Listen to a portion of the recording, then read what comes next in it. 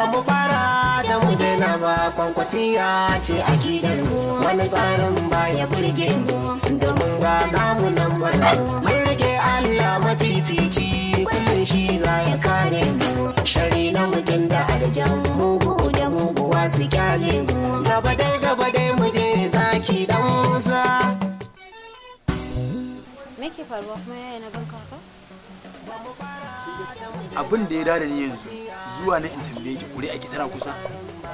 Ƙuri'a kwarai da gaske, saboda yanzu injiniya Rabi Musa Kwankwaso dan takarar shugaban kasa ya fito a sabon jam'iyya, ba irin waccan jam'iyyar da muka sha wahala ba. Yanzu yaya tun safe ka fita ka bar gidan nan, safe yunwa muke ji, ba abin da muka saka a cikin mu, billahi lazi yaya wannan bala'in yayi yawa. To yaya yanzu me abin yi? Jam'iyya ce mai kayan marmari, don wanda take da bana manta da ita. Kin ganta? Ita ce NPP mai kayan marmari. Wannan itatuwan ke ma komai. Gidan mai sakin bala'i. Kasuwa ma kanta yanzu layi ake mata, saboda kuɗin ma ba sa kasuwa. Kashi yayi wahala, babu kuɗi. Yanzu na ka je ka samu. Ina ga gidan na kusharan dama babu ruwa.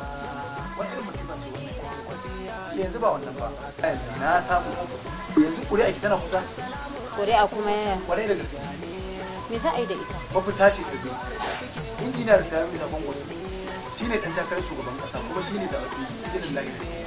Abba Kabir shi ne gwamnan jihar Kano. In Allah ya yarda wannan jam'iyyar ta mai kayan daɗi.